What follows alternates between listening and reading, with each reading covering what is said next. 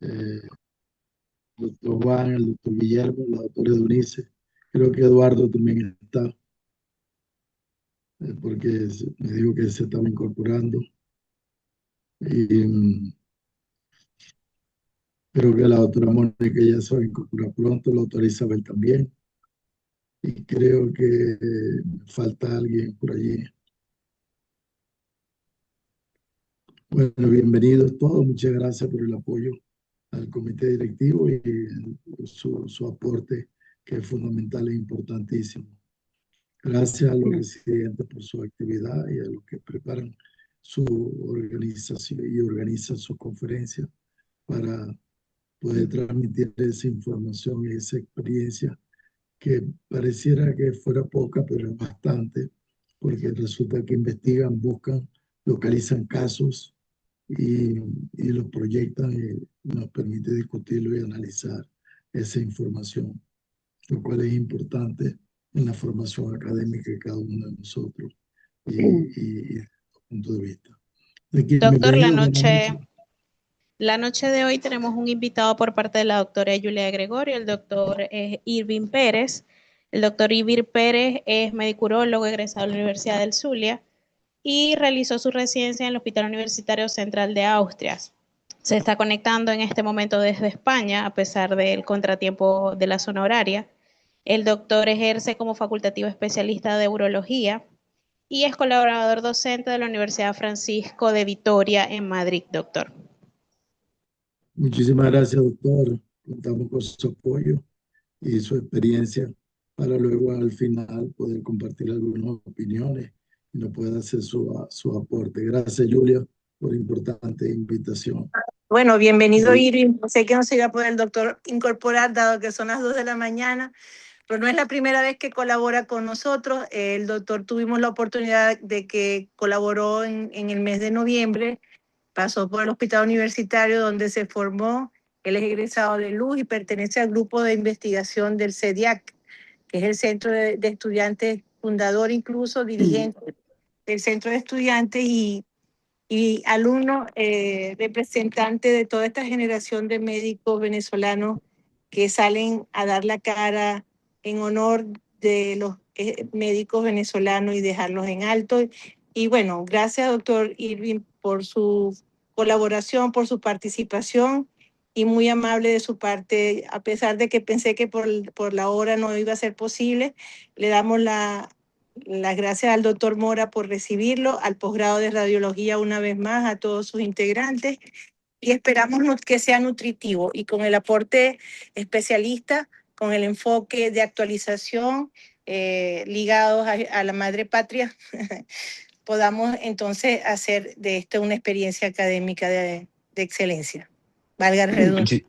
Muchísimas gracias por la invitación. Igual espero aportar en un granito de arena a todos ustedes. Bueno, en tu tierra sin luz, así que para variar. Felicidades, entonces comenzamos. Adelante. buenas noches. El tema del cual se va a conversar esta noche es el SEA de próstata, protocolo de ejecución de los estudios y orientación diagnóstica basado específicamente en resonancia magnética y va a ser presentado por el doctor Jesús Abraham Angarita, residente del tercer año. Muchas gracias, doctor, por su apoyo y bienvenido a esta actividad. Los micrófonos y la pantalla son todas suyas. Adelante. Muy buenas noches, doctor Eduardo, miembros del comité, todos los doctores invitados, los compañeros. De verdad, muchas gracias por la oportunidad que me brindan. Mi nombre es Jesús Abraham Angarita, yo soy residente del tercer año del posgrado de radiología. En el día de hoy, pues vamos a hablar acerca del cáncer de próstata, el protocolo y la orientación diagnóstica. Este tema pues va presentado al doctor Eduardo Mora La Cruz, médico radiólogo, coordinador del posgrado de radiología de la Universidad del Zulia, y a todos los doctores y miembros del comité que están presentes.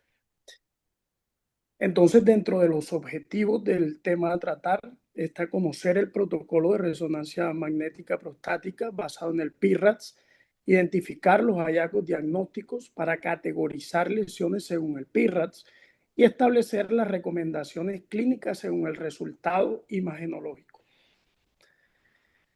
Dentro del contenido, entonces, vamos a iniciar con una breve introducción, seguido de la anatomía prostática, que es indispensable para valorar el estudio. Seguidamente hablaremos de la preparación, el protocolo de estudio, que es la densidad del PSA, casos clínicos y orientación diagnóstica, el sistema PRR, que también es importante conocerlo, y para finalizar, un artículo de actualización. Entonces, para comenzar a hablar acerca de este tema, es indispensable que recordemos la epidemiología y la traigamos a colación. Debemos saber, pues, que el cáncer de próstata es la segunda neoplasia maligna más frecuente en hombres mundialmente. Si ese aspecto lo llevamos a Venezuela, en Venezuela es el primer cáncer o neoplasia maligna que afecta a los hombres.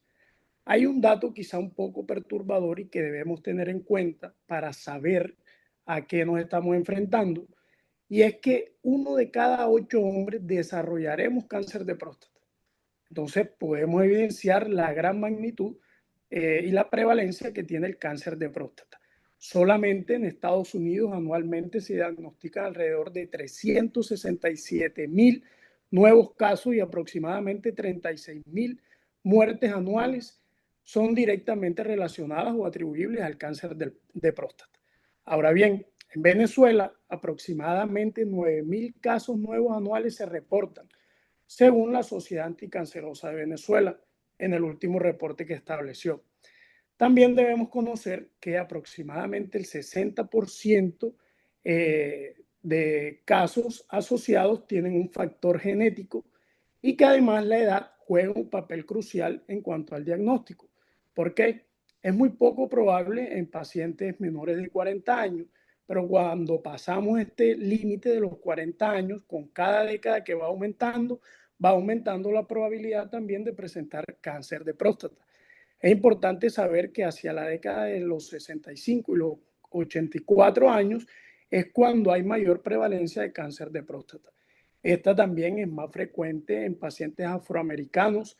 La mortalidad oscila entre 23,9 por cada 100,000 hombres. Y hay un dato aquí que es importante recalcar, y en realidad en esto se basa la importancia de realizar un diagnóstico oportuno, y es que cuando se diagnostica una enfermedad local, entiéndase por enfermedad local cuando no hay ningún sitio metastásico, la supervivencia a los 5 años es aproximadamente del 100%. Caso contrario ocurre cuando al momento del diagnóstico hay un proceso que no es local, la supervivencia baja abruptamente, aproximadamente al 38% de supervivencia a los 5 años. Entonces esto nos da la importancia de por qué es realizar el diagnóstico de cáncer de próstata a tiempo. Ya hablando un poco acerca de la resonancia de próstata multiparamétrica, es importante conocer un poco de historia, ya nos daremos cuenta por qué es importante. Entonces debemos ir hacia el año 1990, cuando fue la era del T2. Sin embargo, había una baja especificidad. ¿Pero por qué había una baja especificidad? Resulta y pasa que para esa década, el 1990, realmente no había un protocolo estandarizado en los centros de imágenes, tampoco para los radiólogos. Entonces, cada centro tenía su propio protocolo. Esto hacía pues que el médico radiólogo que interpretaba las imágenes diera un informe, pero en realidad había, por decirlo de alguna forma, una ambigüedad que no permitía al médico tratante saber cuándo realizar y cuándo no realizar biopsias. O sea que la mayoría de informes en los cuales se describía algún tipo de lesión, en su mayoría eran llevados a biopsia, que en muchos casos era innecesario. Entonces, para la década del 2000 ya se incorpora la difusión y las técnicas dinámicas con contraste. Sin embargo, no había una estandarización. Entonces, en realidad, como no estaba estandarizado, seguíamos padeciendo el mismo problema. Ya para el año 2012 sale la primera versión del PIRADS. Sin embargo, era complejo y tenía poca adopción. Pero ¿por qué se habla de que era complejo? Como vamos a ir viendo en el transcurso de la ponencia, hay algunas secuencias básicas que debe cumplir el protocolo. Actualmente solamente una puntuación del 1 al 5. Sin embargo, para ese momento, esta edificación se basaba del 1 al 5, pero por cada secuencia. O sea que finalmente podría haber una conclusión o una clasificación del 1 al 20. Esto en realidad era complejo para el médico radiólogo y además era difícil de entender para el médico tratante. Ya para el año 2015 sale la segunda versión del PIRATS, donde nos hablan de secuencias dominantes. Nos hablan también pues de las secuencias dinámicas con contraste, las cuales pues actualmente, esto persiste, actúan a modo de desempate y ya aquí la puntuación mejoraba. La puntuación aquí se podría dar finalmente del 1 al 5, lo cual hacía pues de alguna manera más fácil para el médico radiólogo hacer esta clasificación, pero además para el médico tratante entender lo que el médico radiólogo quería decir en su informe. Para el año 2019 sale la versión 2.1 del PIRA, que es la versión que actualmente se está manejando. El cambio que hizo es que obligatoriamente se debe realizar una secuencia de difusión con valores B altos. Esta nos especifica que mínimo debe haber un valor B de 1400, incluso en algunos centros imagenológicos, dependiendo obviamente también del teslaje que tenga el equipo. Se pueden utilizar incluso valores mucho más altos, pero sí o sí debe haber un valor mínimo de 1400. Aquí también nos presentan una mejor categorización del PIRAS 3. Y ahora bien, ¿qué sabemos de la versión 3 del PIRAS? Esta versión todavía no ha salido. Esta versión está en desarrollo desde el año 2024 y se estima que para el año 2027-2028 pues salga finalmente. Se sabe que están haciendo algunos arreglos en cuanto a la categorización del PIRAS 3 y también se sabe que van a haber criterios que van a estar relacionados con la inteligencia artificial. Entonces, ya habiendo hablado un poco acerca de la evolución y la historia, la importancia que tiene esta en cuanto a la resonancia magnética de próstata multiparamétrica, es importante hablar ahora acerca de las ventajas y del por qué se llama multiparamétrica. Esta se llama multiparamétrica porque nos permite precisamente evaluar múltiples parámetros de las lesiones que pudiéramos nosotros estar evidenciando en nuestro estudio imagenológico. O bien sea, vamos a encontrar secuencias, por ejemplo, la secuencia de T2, una secuencia anatómica por excelencia, lo cual nos va a permitir evaluar la morfología.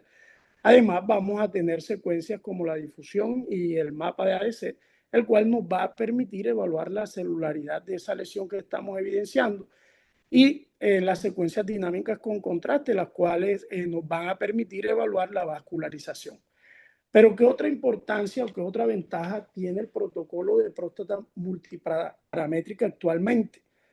Pues nos va a permitir comparar estudios. ¿A qué hace referencia a esto? Hace referencia a que, por ejemplo, un paciente que se puede hacer una resonancia de próstata multiparamétrica aquí en Venezuela y en 2 años o 3 años decide ir a cualquier parte del mundo, como son protocolos establecidos mundialmente, el médico radiólogo o el médico tratante que donde se desplace el paciente va a tener la capacidad de orientar hacia el mismo diagnóstico que inicialmente se realizó acá en Venezuela, por colocar un ejemplo. Además, este estudio va a permitir decidir cuándo biopsiar, cuándo realizar en realidad un seguimiento al paciente en el cual estamos evidenciando algún tipo de lesión y además, y no menos importante, predecir el riesgo de cáncer de próstata significativo.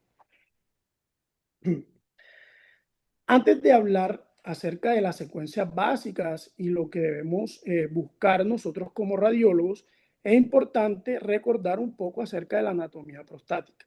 Entonces debemos ir hacia el año 1981, cuando McNeil habló de que la próstata no solamente tenía 2 lóbulos, uno izquierdo y uno derecho, sino que nos habló ya que histológicamente tenía varias zonas, ¿ok? Entonces, planteó de que había una zona central que en este esquema podemos evidenciar de color verde. Esta zona central iba a rodear los conductos eyaculadores. Vamos a encontrar también la zona transicional, que acá sería del color amarillo. Esta va a rodear lo que es la uretra prostática. Anteriormente, pues vamos a encontrar lo que es el estroma fibromuscular, y hacia la zona posterolateral vamos a encontrar la zona periférica. Es importante saber también pues que la zona transicional y la zona central en conjunto en anatomía se conoce como glándula central. Entonces, cuando nos hablen de esta, es importante saber que se están refiriendo a la zona transicional y a la zona central. Aquí también hay que hacer un punto aparte acerca de lo que es la cápsula quirúrgica. La cápsula quirúrgica o pseudocápsula no es más que ese plano de clivaje que hay entre la zona glandular y la zona periférica. Entonces debemos nosotros como radiólogos conocer cómo normalmente se van a ver estas zonas. La zona periférica por su parte se va a ver hiperintensa, mientras que la zona glandular o la glándula central se va a tornar heterogénea. ¿Pero por qué se va a tornar heterogénea? Primero porque el componente fibroso se va a ver hipointenso en resonancias magnéticas ponderadas en T2, pero además pueden surgir quistes adenomatosos, y estos son muy frecuentes a medida que va pasando el tiempo. Entonces esto va a hacer que esta zona de la próstata se torne heterogénea en secuencias ponderadas en T2. Por su parte, el estroma fibromuscular, como bien les estaba mencionando anteriormente, el mayor tejido aquí es fibromuscular, y este se va a tornar hipointenso en secuencias ponderadas en T2. Es importante también saber el porcentaje de carcinogénesis de las diferentes zonas. Si hablamos de la zona periférica, esta abarca alrededor del 75%, o sea que es muy importante saber cuándo está normal y cuándo hay una alteración. Y si nos vamos hacia la zona transicional, esta lleva aproximadamente el 25%. Entonces, he traído esta imagen de resonancia magnética de próstata en un corte axial, secuencia ponderada en T2, donde podemos observar la zona periférica, la zona central, la zona transicional y anteriormente, pues, el estroma fibromuscular. Este es un corte sagital donde también podemos evidenciar lo que es la zona periférica, la zona central, la zona transicional y anteriormente lo que es el estroma fibromuscular. También podemos evidenciar de adecuada manera lo que son las vesículas seminales a este nivel y la cavidad vesical. En un corte coronal también vamos a evidenciar entonces lo que es la zona periférica, el estroma fibromuscular anterior. Podemos observar cómo se ve hipointenso homogéneamente y la zona central. Ahora bien, el PIRRAS nos dice algo que es indispensable para nuestros informes radiológicos. Nos dice que no solamente debemos quedarnos con esa anatomía zonal, sino que debemos implementar lo que es la anatomía sectorial. ¿Pero qué es la anatomía sectorial? El PIRRAS nos dice que vamos a realizar unos cortes basándonos en el plano sagital, como esta imagen que podemos observar acá, y todo lo que esté cercano a la cavidad vesical lo vamos a comentar como la base. Todo lo que esté a nivel del tercio medio en este plano sagital pues va a ser el mismo, y todo lo que esté más caudal, entiéndase por caudal, todo lo que esté más distal a la cavidad vesical pues va a ser parte de lo que es el ápex prostático. Entonces el PIRRAS nos dijo o nos explica de que, haciendo una analogía para que lo entendamos de mejor manera, la zona, por colocar un ejemplo, pudiera ser un barrio, y la localización de alguna lesión que pudiéramos tener va a ser el sector. ¿Ok? Entonces, hacia la base vamos a encontrar 7 sectores de cada lado. Esta imagen representativa, y que es importante para que siempre la tengamos en cuenta al momento de realizar pues los informes y la localización. Vamos a encontrar entonces anteriormente lo que es el estroma fibromuscular, a este nivel la zona transicional. Esta se va a subdividir en dos sectores, uno anterior y uno posterior. Podemos observar a este nivel lo que es la zona central. Esta va a encontrarse alrededor de los conductos eyaculadores, Y para la zona periférica vamos a encontrar un sector anterior, posterolateral y posteromedial de cada lado. Si bajamos al tercio medio, vamos a encontrar lo que anteriormente es el estroma fibromuscular, la zona de transición, el sector anterior y posterior, en la zona periférica, el sector anterior, posterolateral y posteromedial. Y si vamos hacia el ápex prostático, vamos a encontrar la zona del estroma fibromuscular anterior, la zona transicional anterior y posterior, y con respecto a la zona periférica, el sector anterior, posterolateral y posteromedial. Entonces, en nuestro informe no debe,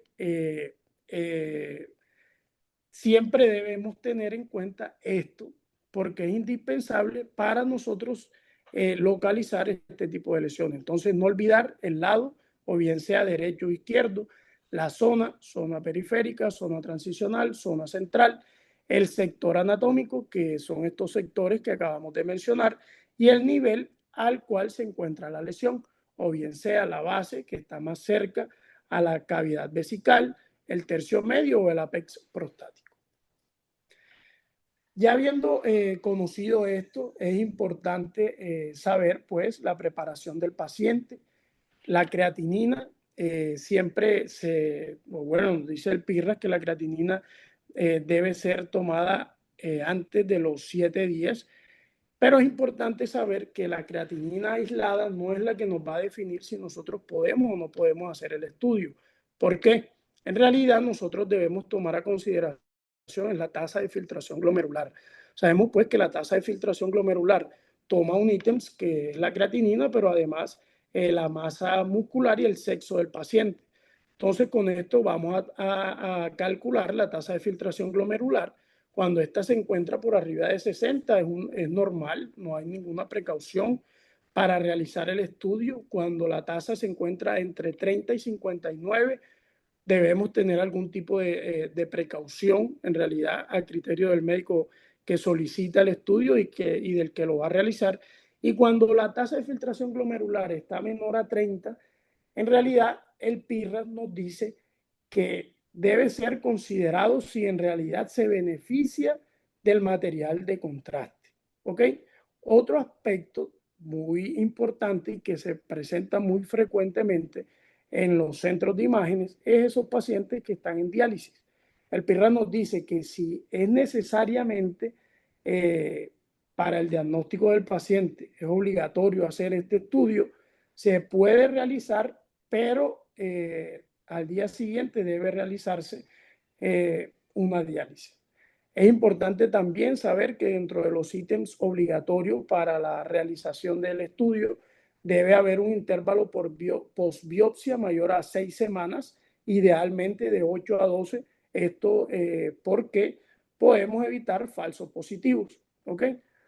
Dentro de los recomendados, el enema rectal, el ayuno de 4 horas, la vejiga evacuada y el uso de antiespasmolíticos. Sin embargo, hay muchos estudios que han debatido este tema porque se ha evidenciado que no hay una mejora estadísticamente significativa con el uso o no de los antiespasmolíticos.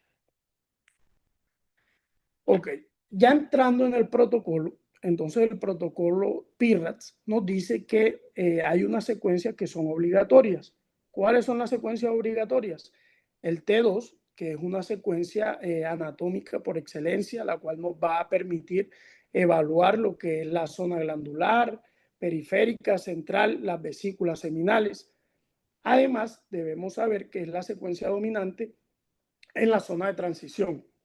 El PIRRAS nos da a considerar unos ítems que no deben pasarse por alto, y es que el corte debe ser siempre menor a 3 milímetros y el voxel debe ser lo más pequeño posible, menor idealmente a 0.48 milímetros cúbicos. Con respecto a la difusión, esta, como ya hemos venido hablando en todos los temas anteriores, nos va a permitir evaluar si hay restricción a la difusividad de las moléculas de agua, o sea, si hay aumento de la celularidad en este caso. Y además debemos saber que la difusión y el ADC son las secuencias dominantes para la zona periférica. Con respecto a la secuencia dinámica con contraste, Esta nos va a permitir evaluar lo que es la permeabilidad vascular.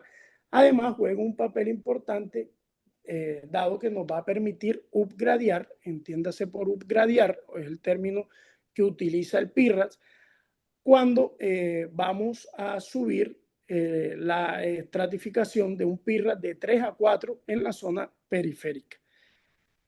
Con respecto al T1, es una secuencia opcional que realmente se hace en la gran mayoría de centros imagenológicos, precisamente cuando nosotros tenemos, por ejemplo, algún tipo de prostatitis hemorrágica, pacientes post biopsia que presentan sangrado, y aquí lo vamos a poder evidenciar mejor en lo que es una secuencia T1. Ok, entonces este cuadro que está apareciendo en la pantalla es un cuadro supremamente importante para el momento en el cual nosotros vamos a valorar las lesiones. Entonces el PIRADS nos habla de que hay unas secuencias dominantes en cada zona. En este momento quiero que nos ubiquemos en este cuadro que está acá y en esta tabla que encontramos aquí. Entonces el PIRADS nos habla de que en la zona periférica un PIRADS 1 es una próstata que no tiene anormalidades. ¿Ok? Entonces, cuando observemos una próstata que no tiene anormalidades, la vamos a categorizar como un PIRADS 1. ¿Qué es un PIRADS 2? Un PIRADS 2 van a ser precisamente estas imágenes. Podemos ver que son lineales o en forma de cuña, las cuales se van a tornar hiperintensas en difusión e hipointensas en el ADC. O sea que podríamos decir que hay una restricción verdadera. Sin embargo, la forma es la que le va a dar el aspecto benigno a este tipo de imágenes. ¿Por qué? Porque hay, por ejemplo, casos de prostatitis donde esta va a ser la imagen que vamos a evidenciar, y precisamente por eso se le da o se le asigna un PIRADS 2 a este tipo de imágenes. Con respecto al PIRADS 3, y quizás es el punto más complejo de evaluar en el PIRADS, nos dice lo siguiente: vamos a encontrar una imagen o podemos encontrar una lesión nodular que sea discretamente hiperintensa en difusión o marcadamente hiperintensa en difusión, pero que no se correspondan en el mapa de ADC, como este caso que estamos observando aquí. O sea, que no haya una restricción verdadera. O también nos plantea que puede verse marcadamente hipointensa en el mapa de ADC, pero no marcadamente hiperintensa en la secuencia de difusión, siempre en valores B altos, o sea, 1400 o mayores a 1400. Entonces, ¿qué debemos hacer nosotros cuando nos encontramos en este tipo de situación, estas imágenes nodulares? Aquí es donde juega o donde toma importancia en realidad la secuencia dinámica con contraste. Entonces, el PIRADS nos dice que nos debemos valorar la secuencia dinámica con contraste. Si esta imagen que nosotros estamos observando acá no presenta verdadero, esa lesión, pero si esa imagen que nosotros estamos viendo al evaluarla con el material de contraste presenta un realce precoz, inmediatamente debemos upgradearla, o sea, subir la categoría del PIRADS a un PIRADS 4. Entonces, esta es la importancia que tiene la secuencia dinámica con contraste. Por su parte, el PIRADS 4 va a ser una imagen hiperintensa, marcadamente hiperintensa en secuencias de difusión con valores B alto y que se van a corresponder en el mapa de ADC, ¿ok? Valores en el mapa de ADC bajos van a presentar este tipo de lesiones, y aquí hay una diferencia entre el PIRADS 4 y el PIRADS 5.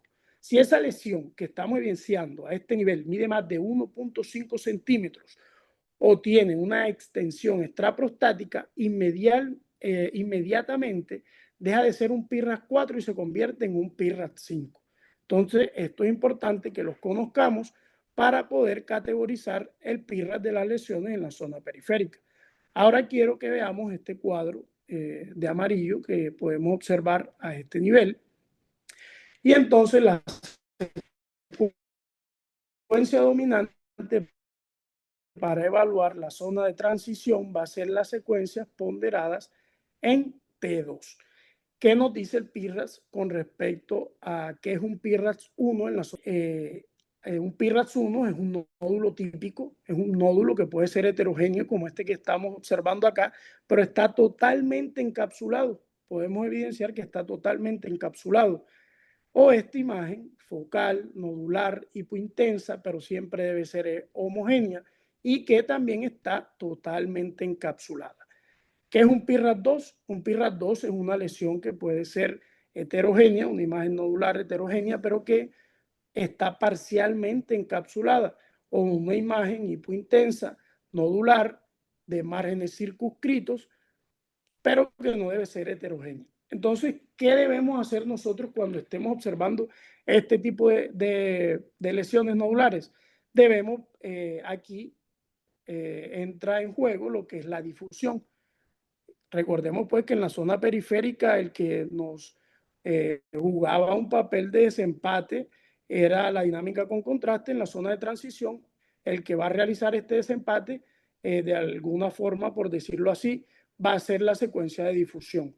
Entonces, la secuencia de difusión nos dice que si el score de difusión es menor a 4, sigue siendo un PIRAS 2, pero si el score de difusión es mayor o igual a 4, debemos gradear esa lesión de PIRAS 2 a PIRAS 3.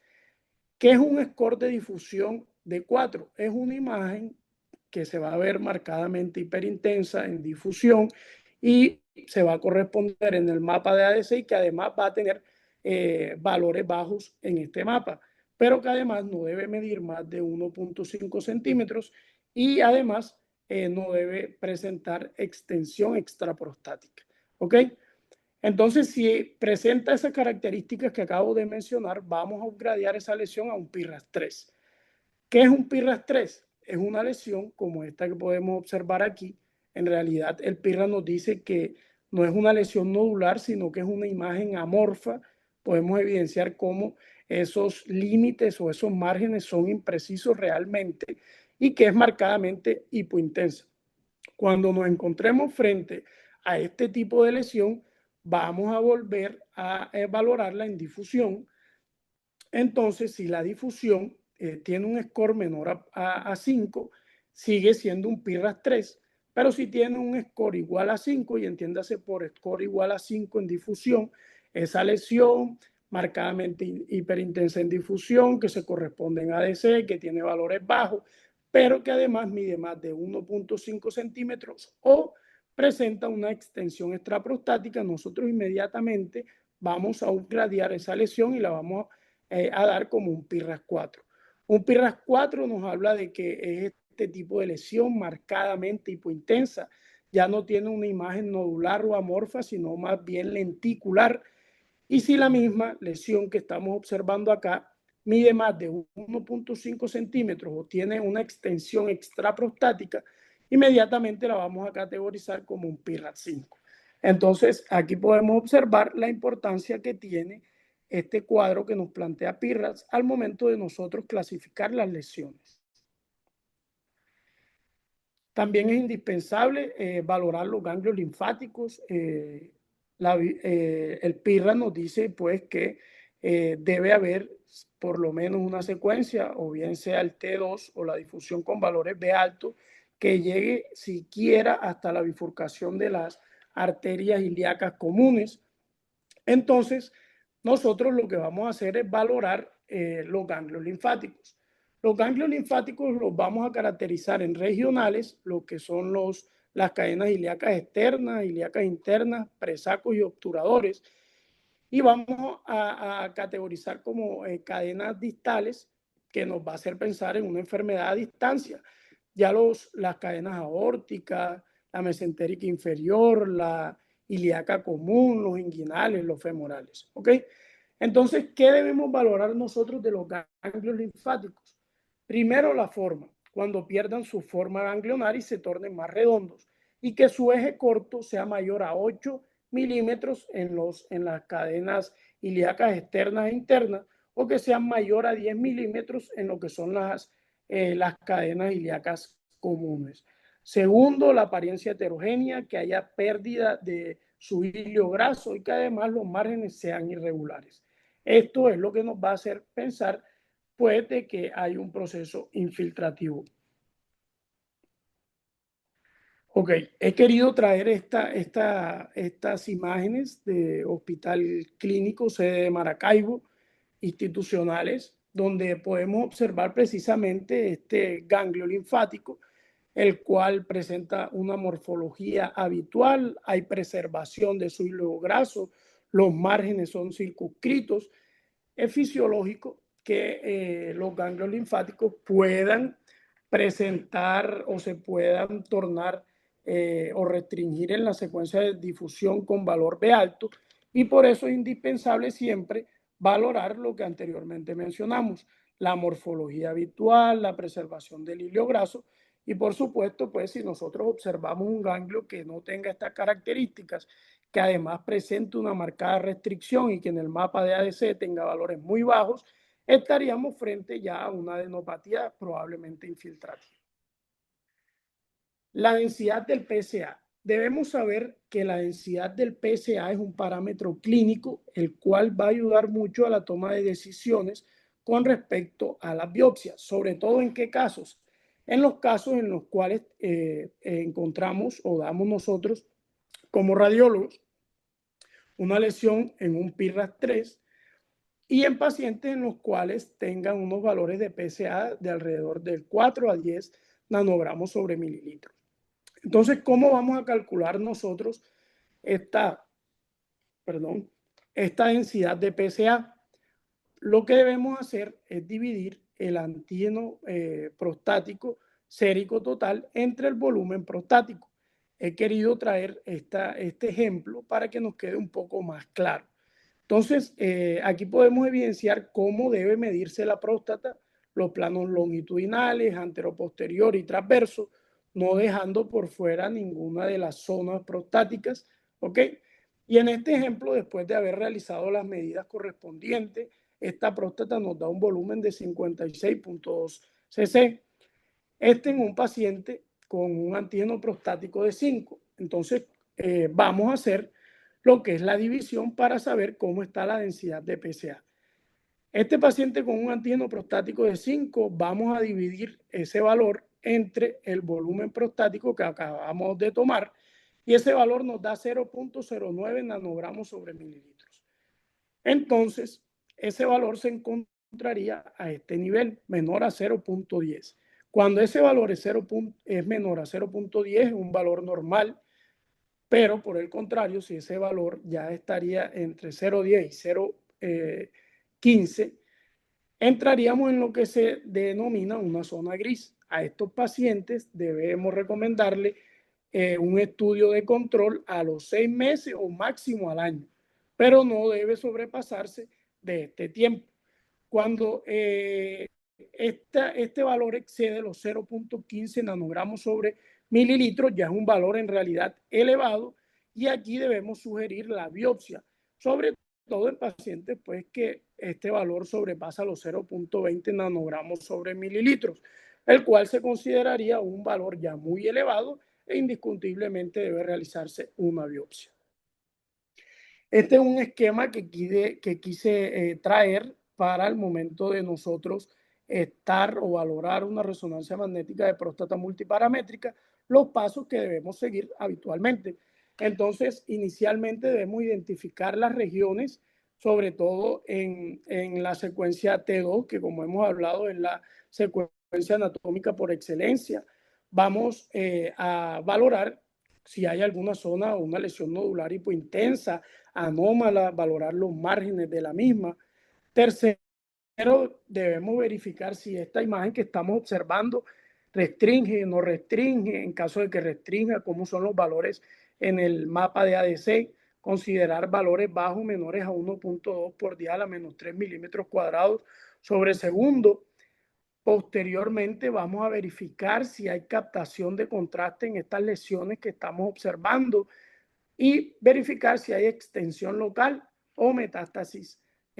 Además, después de que ya hagamos toda esta serie de pasos, finalmente pues vamos a aplicar lo que es el PIRADS. Entonces, todos los casos clínicos que voy a presentar a continuación para ejemplificar de mejor manera el PIRADS son casos institucionales propios del Hospital Clínico sede de Maracaibo en las rotaciones que hemos tenido a lo largo pues, de la residencia. Entonces, este primer caso que he querido traer a consideración es un paciente, el paciente presentó un antígeno prostático en realidad levemente elevado, de 5. A este paciente se le solicita una resonancia magnética de próstata multiparamétrica. Entonces aquí encontramos imágenes en cortes axiales, secuencias ponderadas en T2, difusión con valor B1000 y además una secuencia dinámica con contraste. Podemos observar pues cómo hay una próstata de volumen conservado, la zona periférica se evidencia hiperintensa, homogénea, no observamos lesiones nodulares a este nivel y lo mismo podemos evidenciar a nivel de la zona transicional.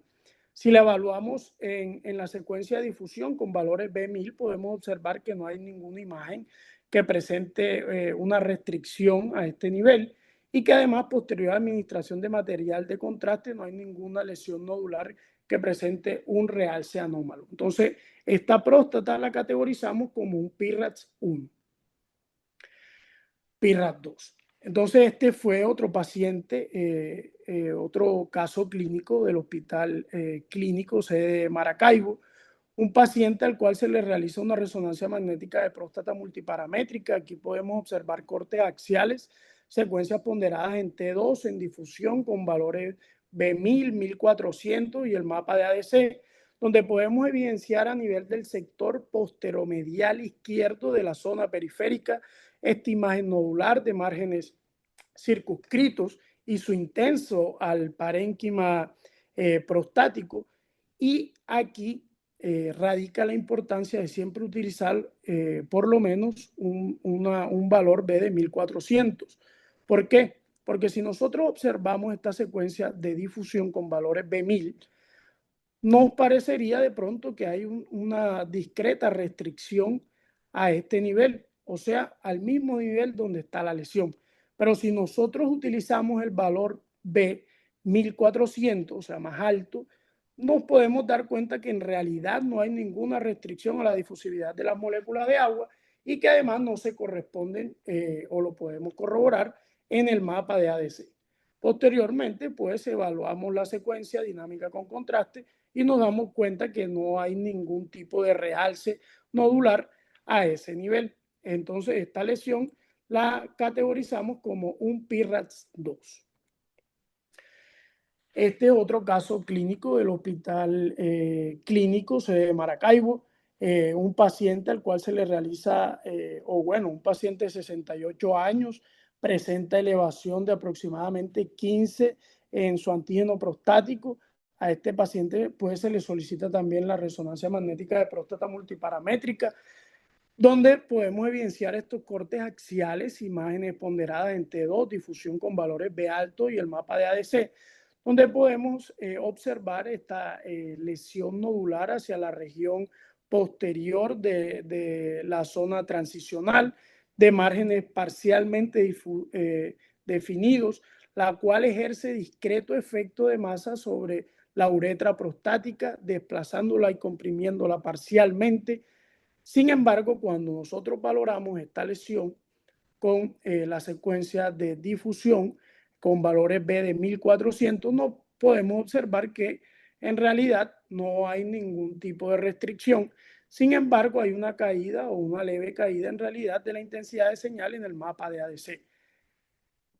Cuando valoramos la secuencia dinámica con contraste, podemos observar pues que no hay ningún tipo de realce focal a nivel de esa lesión que estamos observando a este nivel. Entonces, esta lesión se categorizó como un PIRADS 3.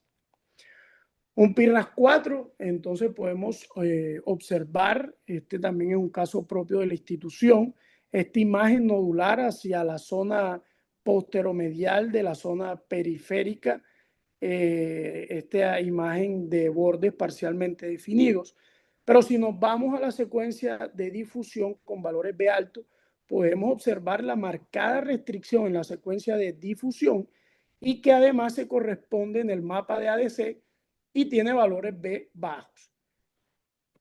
Es importante también conocer que a nosotros como radiólogos tenemos múltiples herramientas, por ejemplo esta que observamos acá, donde hacemos una fusión, una imagen postprocesada de una secuencia anatómica, en este caso T2, y la fusionamos con una secuencia de difusión con valores B alto. Entonces, al fusionar estas dos imágenes, vamos a obtener esta, la cual es importante, pudiendo pues observar cómo se torna de un color cálido esta lesión que en realidad está presentando una restricción a la difusividad de las moléculas de agua. Entonces, este tipo de imágenes también es importante cuando nosotros hagamos nuestro informe porque le va a permitir al médico tratante localizar de mejor manera dónde está este tipo de lesiones. Bueno, este es otro caso institucional. Aquí podemos observar esta resonancia magnética de próstata multiparamétrica en cortes axiales, secuencias ponderadas en T2, en difusión con valores B alto de 1400 y el mapa de ADC. Y aquí podemos observar esta gran imagen nodular que en realidad está tomando toda la región o la zona periférica izquierda. Podemos evidenciar además que presenta una marcada restricción a la difusividad de las moléculas de agua y que se corresponde en el mapa de ADC. Pero además podemos observar que esta lesión mide, por supuesto, más de 1.5 centímetros y eso es uno de los criterios que el PIRAT nos dice para categorizar como un PIRAT 5. Haciendo la imagen fusionada T2 más difusión, podemos observar esta imagen, cómo esos colores cálidos están a nivel de la lesión que anteriormente describimos. Entonces, es importante pues saber que el sistema PIRAT nos da las probabilidades finalmente de que haya un cáncer clínicamente significativo. Para un PIRAT 1 o cuando nosotros damos un PIRAT 1 estamos diciendo que es muy bajo la probabilidad de que haya un cáncer clínicamente significativo. Un PIRAT 2 es bajo, un PIRAT 3 intermedio y por eso es importante realizar la densidad de PSA en este tipo de pacientes a ver si en realidad se hace seguimiento o si en realidad se le sugiere la biopsia. Un PIRAS 4 ya es alto y un PIRAS 5 es muy alto. La probabilidad de presentar un cáncer de próstata clínicamente significativo. Con respecto, y es importante, aunque ya haría parte de otro tema, pero nosotros como radiólogos es importante que conozcamos que existe, sobre todo en pacientes en los cuales tienen recidivas bioquímicas y que han recibido tratamiento, o sea, una prostatectomía total o han recibido radioterapia. Cuando tienen recidivas bioquímicas, a estos pacientes se les va a realizar una resonancia. Sin embargo, aquí ya las secuencias dominantes no van a ser ni difusión, ni ADC, ni el T2, precisamente pues porque ya vamos a encontrar tejido fibrótico a este nivel. Entonces aquí la secuencia dominante ya sería la secuencia dinámica con contraste y a modo de desempate vamos a encontrar la difusión. Sin embargo, ya en este tipo de pacientes no se va a utilizar el PIRAT, sino esta clasificación que podemos observar acá, que es el PRR o informe imagenológico de la próstata para la recidiva. ¿Ok?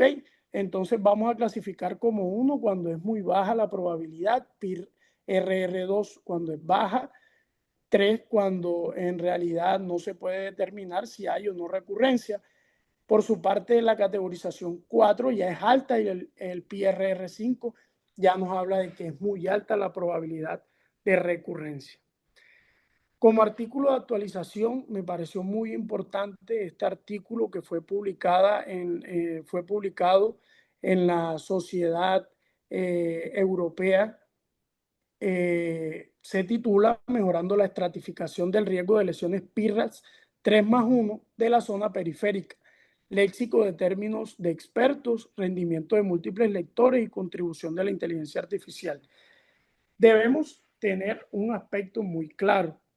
¿Cuál es el aspecto? no es lo mismo nosotros categorizar un PIRAS 4 genuino a nosotros upgradear una lesión que inicialmente era 3, pero que al valorarla con la secuencia dinámica con contraste, la upgradeamos a PIRAS 4. No tiene la misma probabilidad de presentar cáncer el paciente que genuinamente es 4 al paciente que se le upgradeó 3+1. Entonces, este fue un estudio retrospectivo publicado en el mes de septiembre, en el año inmediatamente anterior, el cual nos presenta este caso muy llamativo, la verdad, y nos da la importancia de lo que es la secuencia dinámica con contraste. Entonces, este fue un paciente al cual se le realizó un estudio bueno, en realidad fueron 93 pacientes a los cuales se les realizaron los estudios de próstata multiparamétrica. Sin embargo, este caso es uno de los más llamativos, precisamente porque a este paciente inicialmente solo se le valoraron la secuencia anatómica, o sea, la secuencia ponderada en T2 y el mapa de ADC.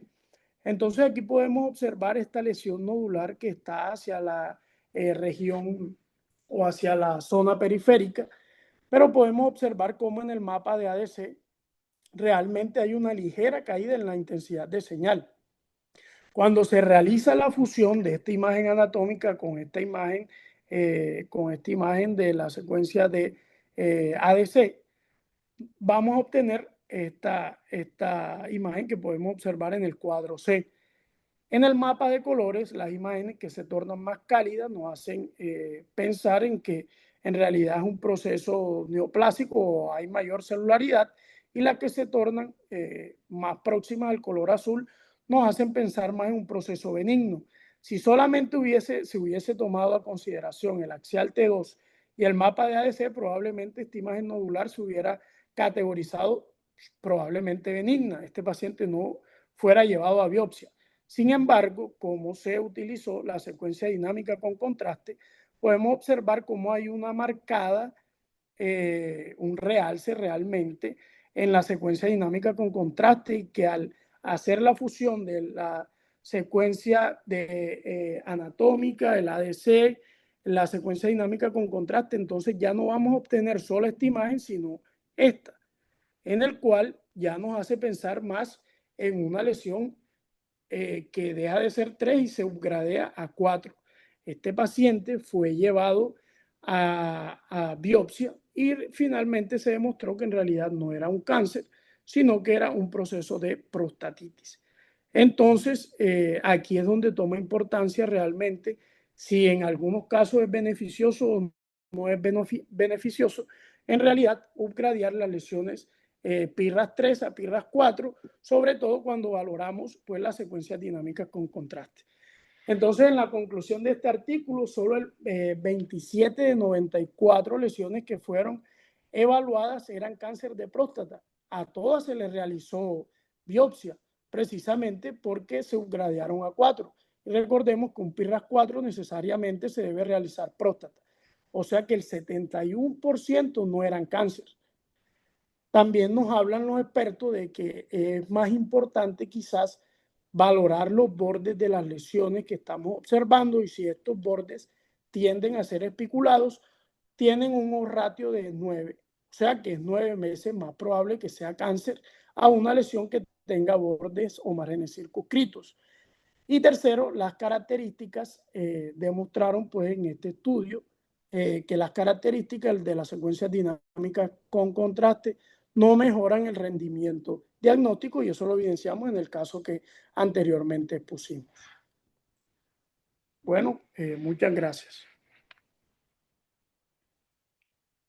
Bueno, muchísimas gracias, doctora Angarita. Muy excelente su presentación, muy completa, y nos ha pasado por un análisis completo de lo que es el estadio del cáncer de próstata de acuerdo al PIRAT y la clasificación para que tengamos un lenguaje propio entre los especialistas que trabajan en el área de urología sobre esa zona y nosotros, para que hagamos los reportes respectivos.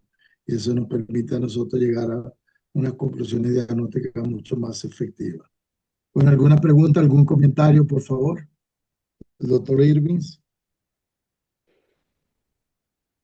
Bueno, felicidades, doctor Angarita, muy buena ponencia, la verdad, muy completa. Pues Gracias, doctor. en principio bastante completa. Nosotros al momento de evaluar, sobre todo vamos al ámbito de lo que es el tema dudoso, el PIRA-3. Es verdad que tomamos también en cuenta la densidad del PSA, pero luego ya ahí tendrán muchas otras cosas, ¿no? Porque es el momento en el cual individualizas más a tu paciente, ver qué factores de riesgo tiene, antecedentes familiares de cáncer, si había tenido, porque muchas veces estos pacientes se convierten en ese típico paciente que cada vez que le haces un control termina teniendo un PIRA-3 que no varía mucho y que a lo mejor ya lo has llevado a biopsia y tienes biopsias negativas. Pero es verdad que yo considero que es algo que no veo en los informes, ese detalle que dijiste de que en principio, cuando te ponen un PIRAS 4, no todos los informes te ponen que lo has upgradeado de 3, que viene de un 3, sino que ya te sale como un 4. Y ese detalle también sería importante para nosotros porque a veces, si es la primera vez que te llega, no sabes si partías de un PIRAS 3. No todos los informes lo ponen. Ok, doctor. Doctora Angarita.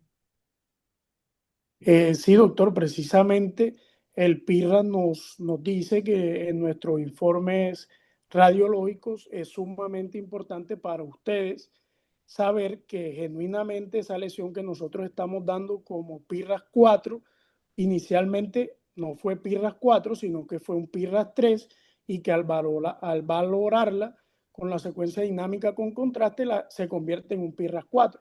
Y precisamente este artículo que trajimos a colación nos evidencia cómo hay menor probabilidad de que ese paciente tenga un cáncer de próstata y pues analizándolo en el contexto que usted nos comenta, los factores de riesgo asociados, los factores genéticos, entre otros factores, sí en realidad se beneficia de realizar o no realizar biopsia y por el contrario realizar un seguimiento, dice el PIRA, que a los 6 meses o incluso al año.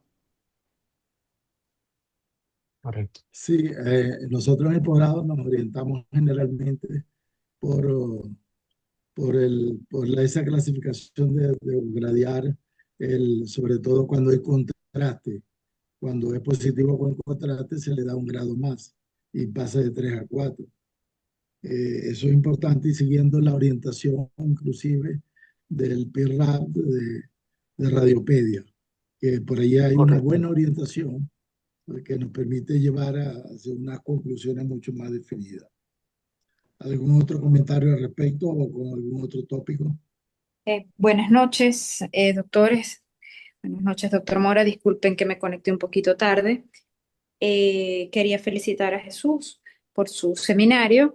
Quería hacer un comentario con respecto al PRR, que es importante que tengamos el estudio previo, porque tenemos que comparar que la lesión esté en el mismo sitio donde estaba el cáncer anterior antes de recibir radioterapia o cirugía, para poder estadificarlo como PRR.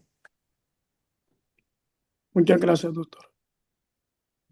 Quería hacer un comentario también. El año pasado tuve la oportunidad de participar en unos seminarios con dos grupos, un grupo de España, no recuerdo de qué centro, pero sí de Argentina con la clínica, con el hospital italiano. Y en ambos centros había tendencia a la no utilización del contraste para los estudios de próstata, que no le daban importancia de acuerdo a los estudios de ellos y a la experiencia que habían tenido. Aquí en Venezuela y en el mundo entero se comenzó a utilizar mucho la espectroscopía y el problema era de que la antena era demasiado costosa y los costos se incrementaban en forma importante, pero daban al principio muy buenos resultados.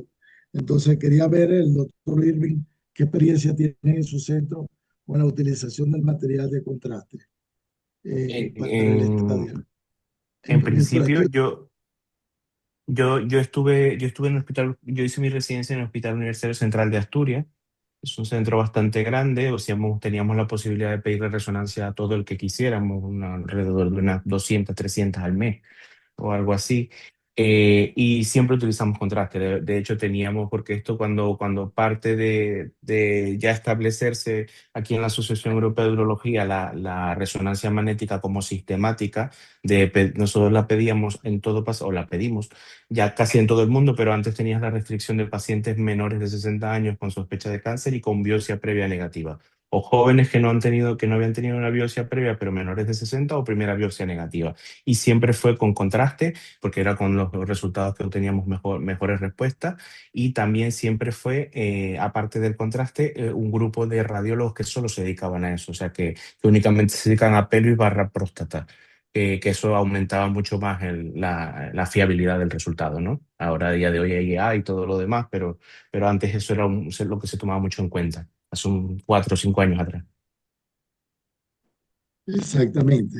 Sí, nosotros inclusive seguimos utilizando el contraste y todos los parámetros más, algunos centros se utilizan hasta las curvas de perfusión y las curvas que también dan un valor importante de referencia. Correcto, Eh, correcto. y lo seguimos utilizando, pero me llamó la atención esos dos centros. El de España no recuerdo, pero el de Argentina era el hospital italiano, donde lo estaban dejando de utilizar. Y las nuevas guías de europeas y tanto las americanas, inclusive en Estados Unidos está el doctor Alberto Briceño, que es médico radiólogo venezolano y es el director médico para Bayers a nivel internacional y dirige la parte de atención médica de los medios de contraste para Estados Unidos y países de Latinoamérica.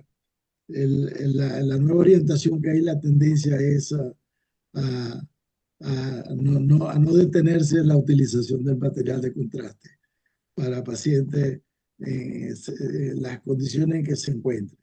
Pero nosotros siempre lo seguimos respetando y siempre estamos con cuidado, considerando al paciente siempre con los niveles de... Claro, en algunos centros todavía tomamos como referencia los niveles de creatinina, pero es preferible, como lo mencionó el doctor, utilizar el clearance y que nos permite una mayor información y más seguridad, tanto para el paciente como especialmente para nosotros, desde el punto de vista de cualquier problema que se pudiera presentar tardíamente. No sé qué opinión le merece, Doc Irvis, o a otro, a la doctora Isabel, o a otro de los miembros que están participando en la actividad, por favor.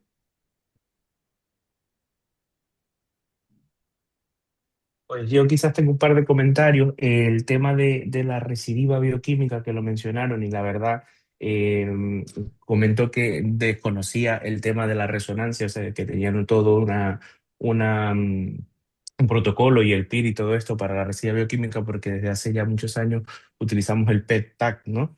En principio utilizamos el PET-colina y a día de hoy es que yo creo que pedimos a diestra y siniestra PET con PSMA desde hace ya 3 4 años, sobre todo porque nos permite hacer un seguimiento de una residual bioquímica con PSAs menores a 1.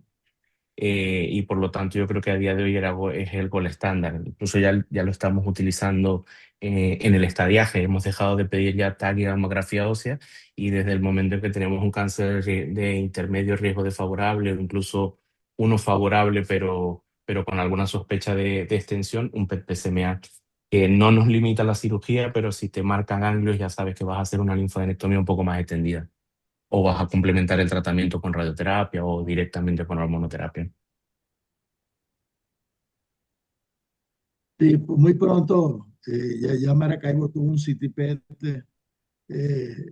y muy pronto, yo creo que en un par de en 6 meses, probablemente ya se tenga disponibilidad otro equipo de CITIPET aquí en Venezuela, aquí en Maracaibo, y, y se puedan utilizar. Yo recuerdo, por ejemplo, cuando llegó el resonador al Hospital Clínico de Maracaibo, hicimos un estudio, lo encabezó Eduardo Junior, utilizando estudios de medicina nuclear, comparándolo con la secuencia de difusión. Prácticamente el cuerpo entero y se demostró que la resonancia era discretamente superior a los estudios de cintilografía en la determinación de las lesiones secundarias o a nivel óseo. Fue un trabajo muy interesante. Entonces se presentó en un congreso de radiología en Caracas, pero y los estudios específicamente en la actualidad sobre cuerpo entero es de una gran ayuda en la determinación de lesiones secundarias a nivel óseo. Así que yo creo Sí, no, que la resonancia magnética nosotros lo tenemos claro. Mira, a día de hoy hay toda una vertiente. Yo pienso que desde hace ya muchos años, creo que al menos unos 10 años, desde que se ha hecho la biopsia dirigida, porque nosotros veníamos de hacer una biopsia sistemática que era prácticamente a ciegas, sin saber exactamente dónde. Eso es como agarrar una aguja en un pajar. Ahora desde que ha salido la resonancia y todos los sistemas, porque bueno, luego de eso podemos entrar en una discusión de mucho más tiempo, de lo que es la biopsia cognitiva, una biopsia dirigida por software, una biopsia dirigida in-board directamente en la resonancia, bueno, que eso es lo más difícil. Yo personalmente tengo experiencia en biopsia dirigida cognitiva, visual y con software. Softwares que a día de hoy te permiten meter el disco de la resonancia o el pendrive donde le cargas las imágenes y el propio software de inteligencia artificial te marca y tú con la ecografía en vivo vas secuenciando imágenes que aumentan un 70% la probabilidad de agarrar esas lesiones, ¿no?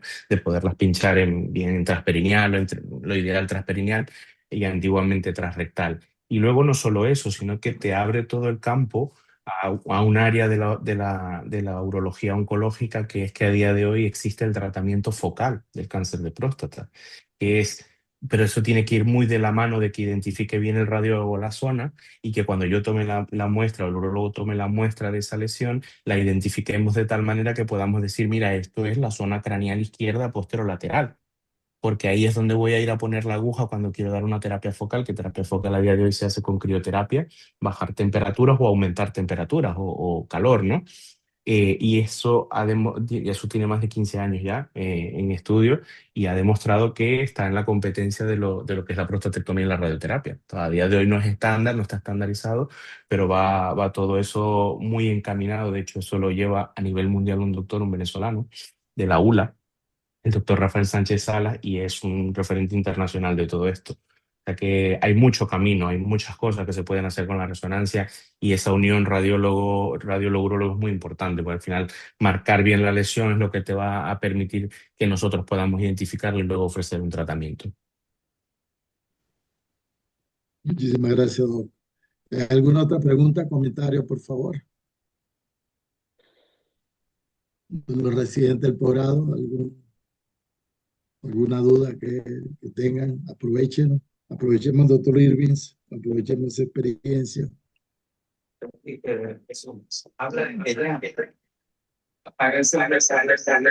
Entendemos.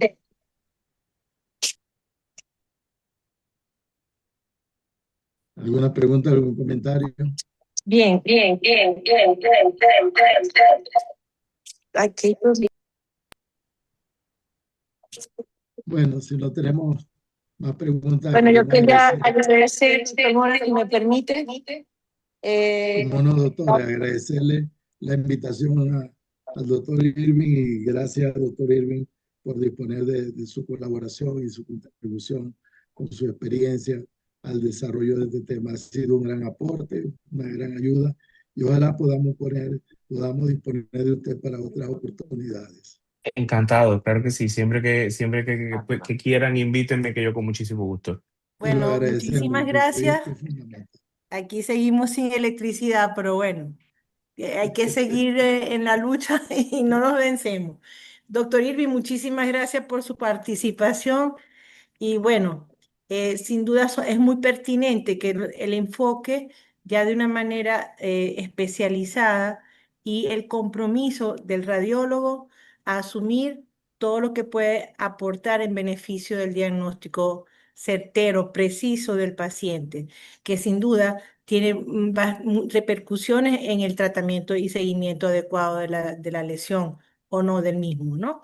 De verdad que muy agradecido por su participación y Bueno, gracias. Claro que lo vamos, con el apoyo del doctor Mora como director de posgrado, siempre vamos a tenerlo presente como invitado. Muchi- Muchísimas gracias. Muchísimas gracias a ustedes. Que tengan una buena noche. Buenas noches. Bueno, Buenas noches, muchísimas doctor. gracias a la doctora Julia. Gracias por habernos invitado al doctor Irving para esta noche. Ha sido un gran aporte, una Un gran ayuda, egresado luz, un un egresado de egresado luz. luz Fue mi y que alumno, y fue nos mi hace alumno de sentir orgullosos. histología. Y uno se siente orgulloso cuando él también y fundaron el grupo a la par de